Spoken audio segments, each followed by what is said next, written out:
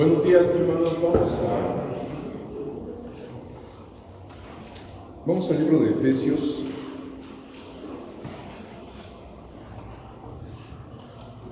Al libro de Efesios y vamos al capítulo número 1.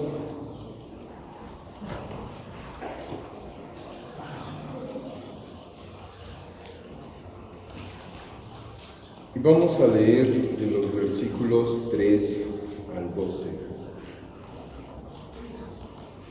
Sí, por favor, gracias. Gracias, hermano. Capítulo 1, versículos 3 al 12. Vamos a leer todos, hermanos. Vamos a ponernos de pie. Vamos a leer de forma alternada. Yo leo el 3, ustedes el 4. Y de esa manera todos vamos a unirnos en el versículo 12. ¿Ok? Dice así la palabra de Dios: bendito sea el Dios y Padre de nuestro Señor Jesucristo, que nos bendijo con toda bendición espiritual en los lugares celestiales en Cristo.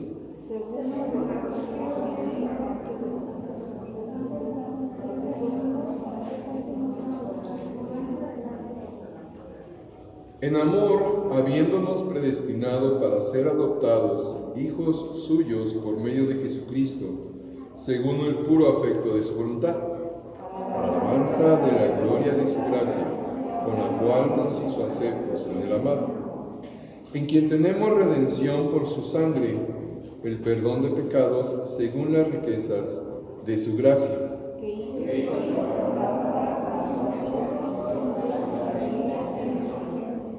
Dándonos a conocer el misterio de su voluntad, según su beneplácito, el cual se había propuesto en sí mismo.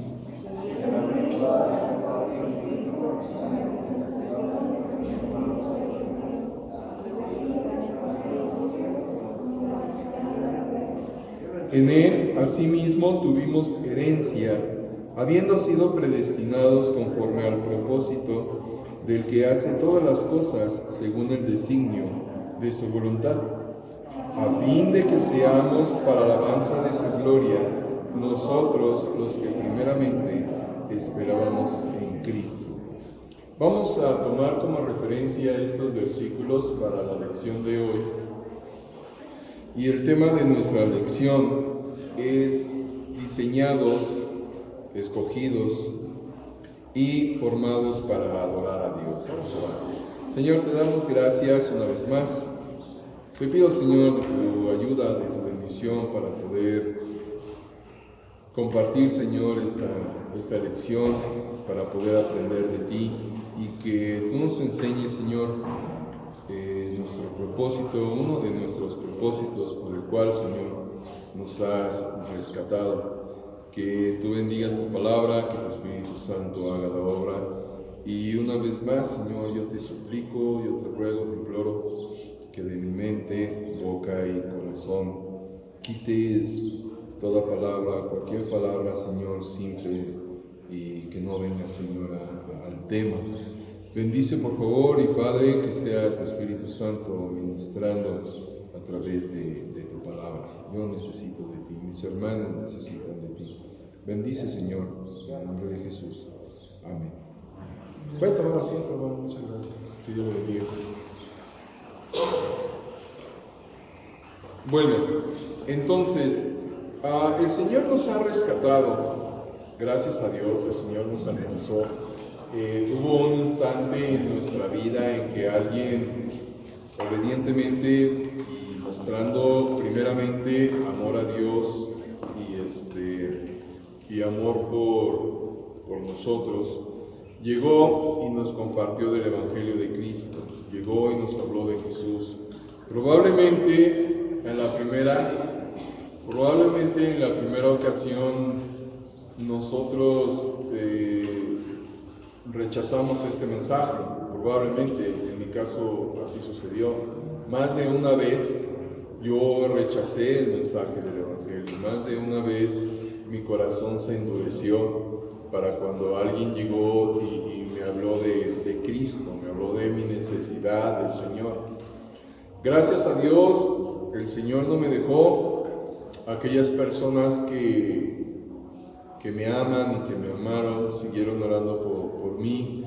Y nuevamente se dio la ocasión para que pues alguien llegara, y lo he repetido en varias ocasiones, para que alguien llegara y abriera su Biblia y me mostrara del amor de Dios. Y en ese instante, en ese momento, el Señor, hablando a mi corazón, Él me dio la oportunidad de venir a sus pies, Él me trajo.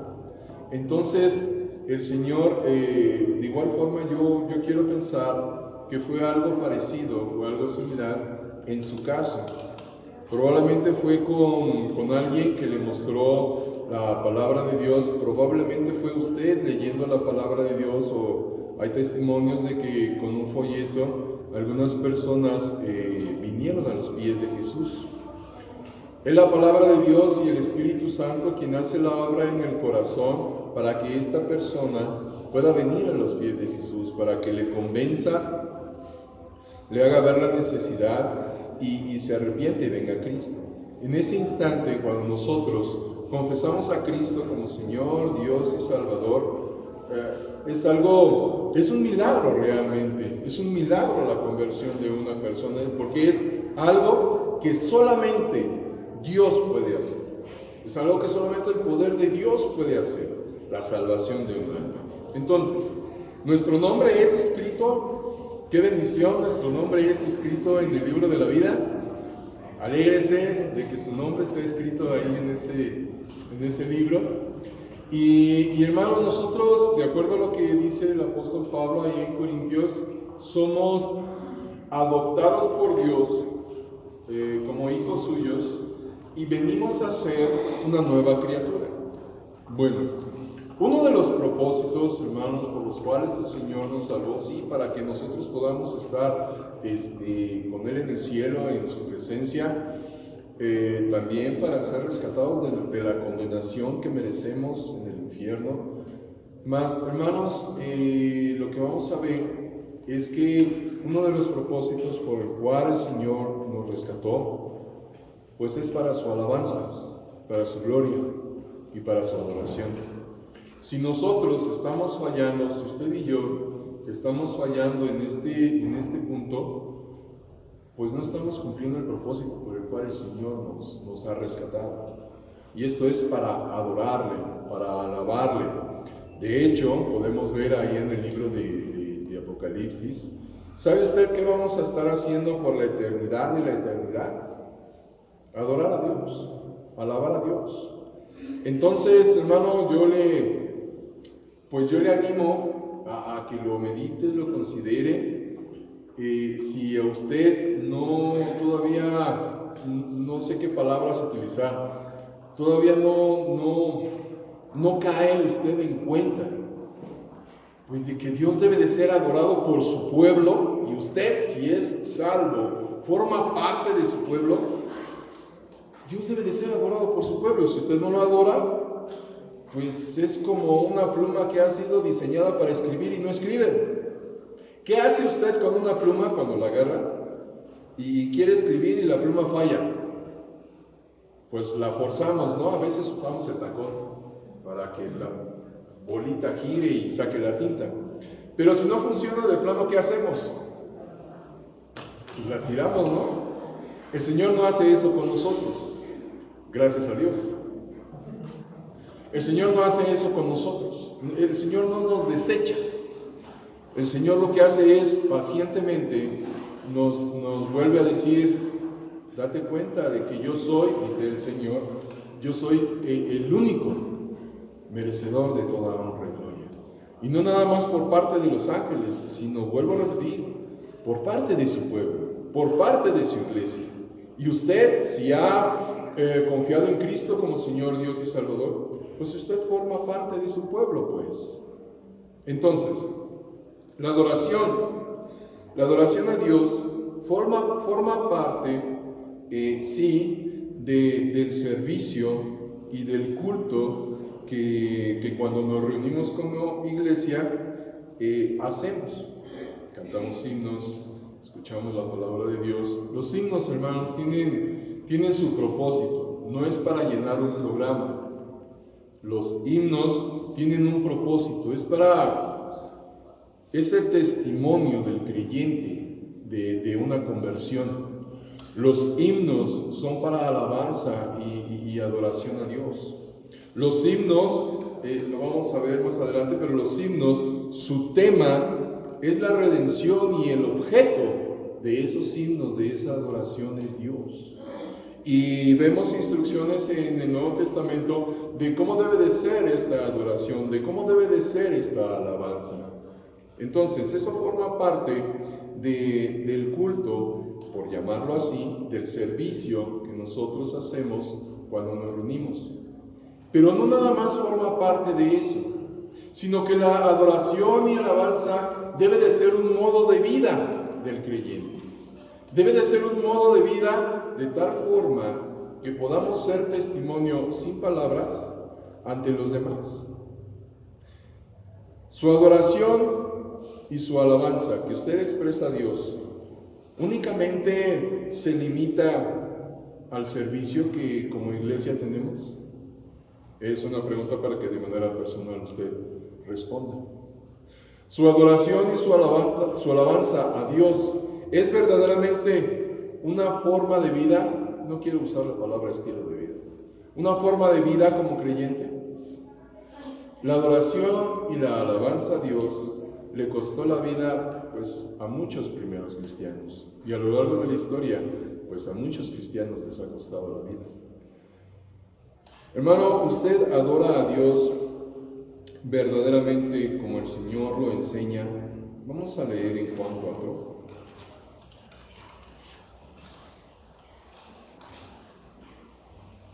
Juan 4, y si alguien me auxilia con el versículo 23.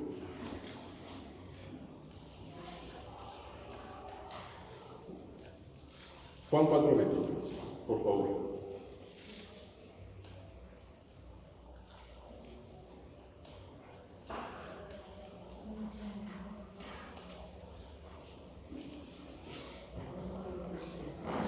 Si lo tiene, por favor, denle lectura de manera fuerte.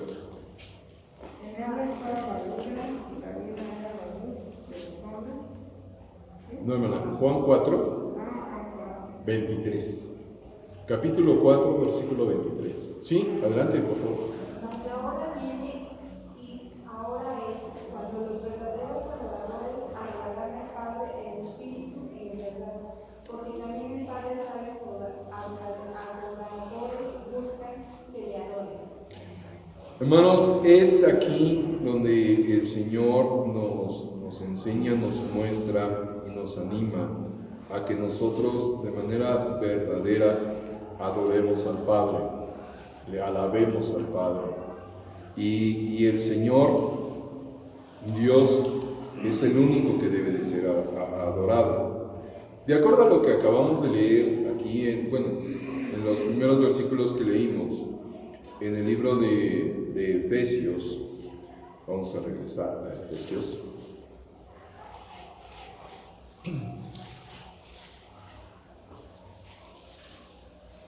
Donde comenzamos, en el versículo 3, dice: bendito sea el Dios y Padre de nuestro Señor Jesucristo, que nos bendijo con toda bendición espiritual en los lugares celestiales en Cristo, según nos escogió en Él antes de la fundación del mundo, para que fuésemos santos y sin mancha delante de Él.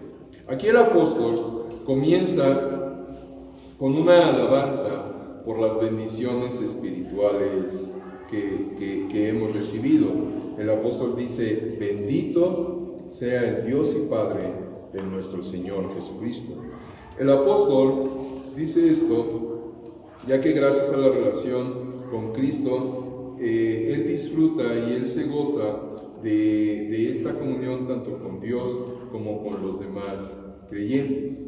La alabanza y la adoración es dirigida a Dios y se pronuncia en términos plurales, donde el apóstol dice nos, donde dice que nos bendijo, nos, lo cual hace de esta una expresión que incluye, por supuesto, a todos los santos, y y tengamos en mente que un santo pues es aquel que ha sido redimido por la sangre de Jesús, ¿ok? Entonces, si usted ha sido redimido por la sangre de Cristo, usted es un santo, ¿ok?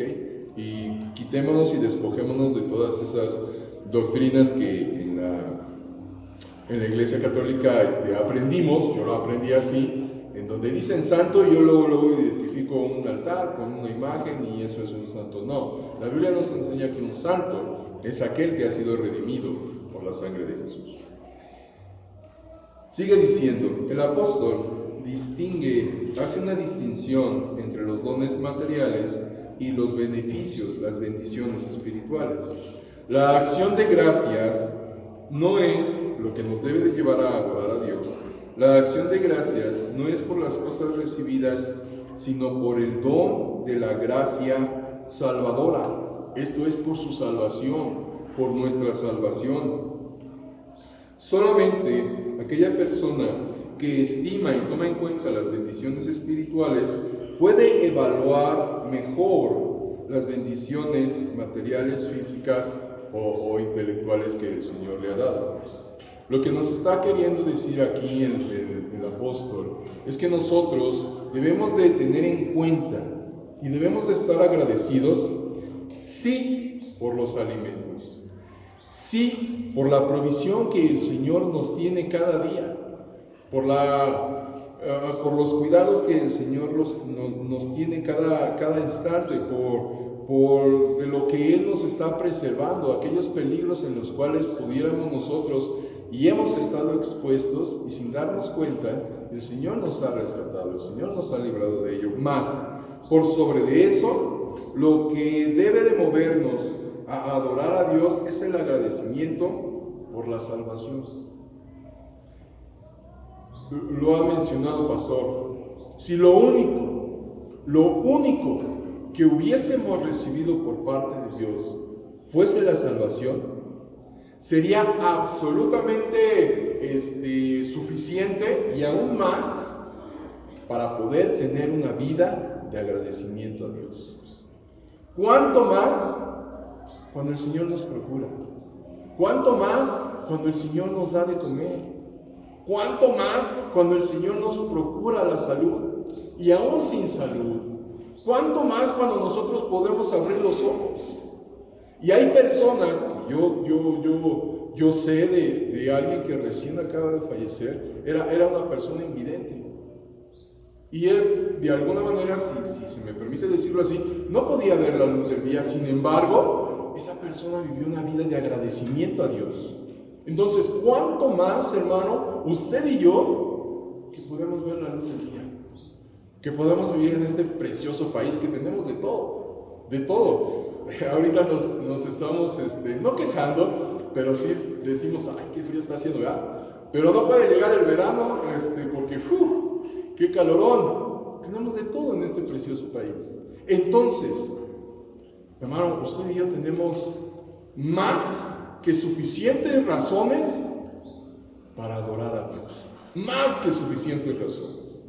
Vuelvo a repetir, si la salvación fuese lo único que recibiésemos de Dios, suficiente y aún más para tener una vida de adoración a Él.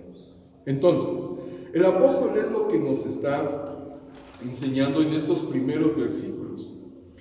Y luego en el versículo 4, el apóstol hace una afirmación que constituye el fundamento mismo de nuestra adoración, de lo que debe de ser nuestra adoración. Dice en el 4, según nos escogió en Él antes de la fundación del mundo, para que fuésemos santos y sin mancha delante de Él. Solamente, hermanos, solamente Dios en su sabiduría y en su entendimiento puede entender eso. Mi mente finita y mi mente limitada no puede entender cómo Dios desde antes de la fundación del mundo pudo saber que yo iba a nacer, y llegado el día en que por enésima vez se me mostrase el Evangelio y yo viniese a sus pies. Él me dio esa oportunidad. Solamente Dios lo puede entender. Yo no lo entiendo, hermanos. Pero aquí el apóstol dice, nos escogió en Él antes de la fundación del mundo, para que fuésemos santos y sin mancha delante de Él. Y este es el fundamento mismo de nuestra adoración. Aquí se establece una vez más que es Dios quien inicia y sostiene esta relación con los fines que Él mismo se ha propuesto. Nuestro corazón debe de estremecerse, nuestro corazón debe de temblar, de emocionarse al saber que Dios en su eterna sabiduría nos eligió en Cristo antes de la fundación del mundo. Cuando yo leí, hermanos, ahí es en Juan 17, en la oración del Señor. No está en el texto, pero aquí está. Juan 17, 20. Cuando yo llegué a este versículo, hermano, leyendo la palabra de Dios, y luego en una predicación, en una lección, cuando el predicador, mencionando este versículo, él decía esto. El versículo dice, hablando el Señor, mas no ruego solamente por estos, hablando de sus discípulos, de sus apóstoles, sino también por los que han de creer en mí, por la palabra de ellos. Entonces, en esta oración, hermanos, de verdad que yo, cuando me di cuenta, de verdad mi corazón se estremeció, se emocionó. Yo dije, Señor, tú me conoces. Y Señor, tú me conoces desde antes que yo naciera. Porque en esta oración, hermano, ¿qué cree usted? El Señor está hablando por usted. Está orando por usted, hermano. El Señor aquí está orando por usted. Porque Él dice, no ruego por estos, y no lo hace de una manera despectiva, de ninguna forma. No ruego solamente por estos, sino también por los que han de creer en mí por la palabra de ellos. ¿Y qué cree? Que gracias a la predicación del Evangelio desde aquel tiempo hasta ahora, y los que han de creer, el Señor estuvo orando por usted y por mí. Incluya su nombre, hágalo personal. Cuando este predicador estaba hablando de esta manera y compartiéndolo de esta manera, yo quise leerlo así, mas no ruego solamente por estos, sino también por Luis Alvarado, que ha de creer en mí por la palabra de ellos. Ponga usted su nombre, hermano, y de verdad su corazón se va a conmover de saber que el Señor, antes de que usted le conociera, el Señor ya estaba pensando en usted. Y eso, hermano, vuelvo a repetir, es el fundamento de una adoración a Dios. Todavía no vemos todas las razones, pero no son suficientes para que usted y yo podamos tener y vivir una vida de adoración a Dios todos los días. ¿Cuánto más cuando la iglesia se reúne? ¿Cuánto más cuando se elevan himnos a Dios? Hermano, mire, se lo voy a decir de esta manera. No porque un servidor tenga el privilegio de poder animarle a cantar, no por eso, pero hermano, yo le quiero animar a que usted cante a Dios, a que usted alabe a Dios. No lo quiero decir en son de crítica, pero hermano, alabar a Dios no es Santo, Santo, Santo, Señor omnipotente. ¿En qué estrofa va? Y no propiamente viendo el himno aquí. Hermano, usted debe de alabar a Dios por agradecimiento de todo lo que Dios ha hecho en su vida. Por agradecimiento de todo lo que el Señor le ha dado, nos ha dado. Eso es para que nosotros a todo pulmón podamos decir, Santo, Santo, Santo. Himnos que a veces hasta crispan la piel de cuando se entonan y se puede percibir, les digo, no por nada de un servidor, sino se puede percibir el agradecimiento de la iglesia a su Dios. Hermano, el año pasado, se va a recordar por toda la historia, todo lo que sucedió el año pasado. ¿Cuántas personas usted conoció que partieron? Y usted está aquí. No estamos aquí. No es suficiente para decir, Señor, gracias. Señor, te alabamos, te adoramos. Bendito seas, Señor. Sin ninguna cosa de prejuicio o de vergüenza, sino elevar nuestros cantos. Hermano, usted no le está cantando al pastor. Hermano, usted no le está cantando a nadie de aquí. Hermano, usted le está cantando a Dios. Usted está expresando su agradecimiento, su adoración, su alabanza a Dios.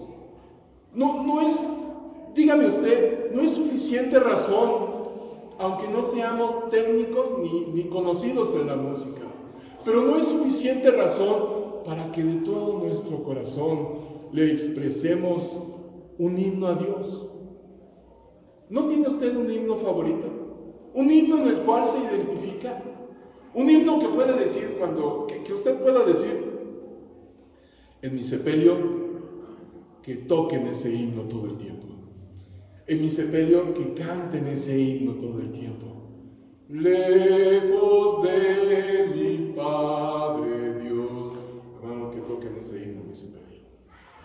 Por Jesús fui hallado, para quebrarse la voz. ¿No es el Señor digno de toda su adoración? ¿No es el Señor digno de toda su alabanza? No nada más aquí en el culto, en la vida diaria. El agradecimiento a Dios por todo lo que nos ha dado es el fundamento de nuestra adoración. Y la redención y la persona de Cristo, nuestro tema y nuestro objeto de adoración. En los versículos 5-6, regresamos ahí a Efesios 1, el apóstol dice: en amor, habiéndonos predestinado para ser adoptados hijos suyos por medio de Jesucristo, según el puro afecto de su voluntad, para alabanza de la gloria de su gracia, con la cual nos hizo aceptos en el amado. Si se da usted cuenta, cuando dice aquí amado está en mayúscula, se está refiriendo a la persona del Salvador. Nuestra salvación, pues, fue planeada antes de la fundación del mundo. Fue una decisión eterna a fin de hacer provisión adecuada para nuestra redención. El apóstol hace específico el móvil de esta acción divina, según el puro afecto de su voluntad. Según el puro afecto de su voluntad. No es porque usted y yo lo mereciéramos.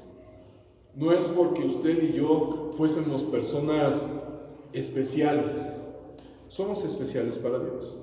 Pero no porque usted y yo tengamos algún mérito, quiero decir. No porque usted lo mereciera. No porque yo lo mereciera. Sino dice al final del versículo 5, el puro afecto de su voluntad, porque Él quiso. Porque Él quiso, hermano. No porque usted lo mereciera, yo tampoco. Porque Él quiso, porque Él es bueno, porque Él su misericordia se extiende cada día, su paciencia es para con todos. La palabra clave en la lección es redención, de acuerdo a los versículos 7 al 10, que en el griego clásico significa poner en libertad mediante el pago de un rescate. Dice en el versículo 7, en quien tenemos redención por su sangre, el perdón de pecados según las riquezas de su gracia. Entonces, esta palabra redención se usa para poder explicar la acción de comprar a un esclavo, a quien se le concedía la libertad mediante un pago. Hermano, el pago por nuestra libertad, el pago por nuestra redención, fue la sangre del Señor. Y esa sangre le ha comprado a usted, esa sangre le ha comprado a mí. Dice en 1 Corintios 6:20.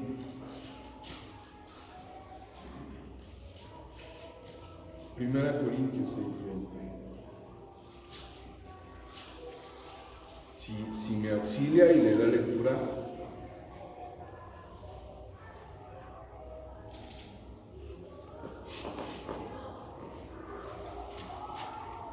¿Quién lo tiene? Gracias.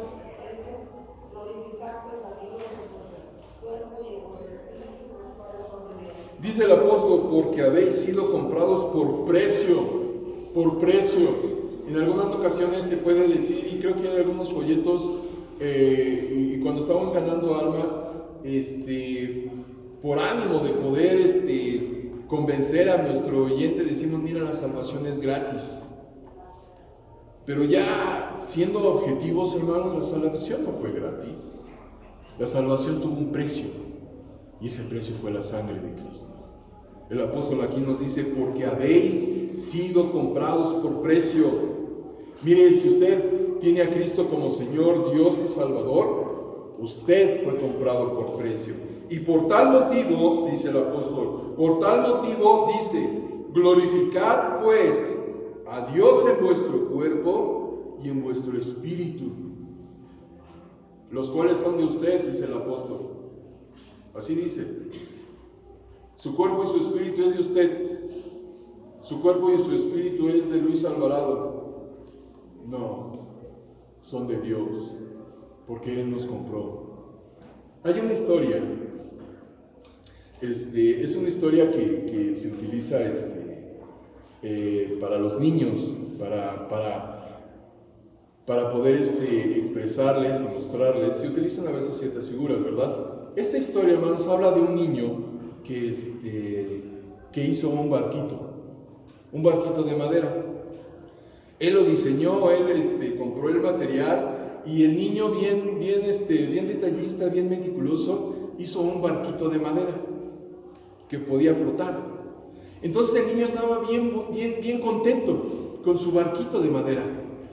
Y el niño pues lo mostraba, no como presunción, sino de alegría, lo mostraba a sus amigos. Mira mi barquito, lo hice, bien bonito el diseño, de tal manera que podía flotar.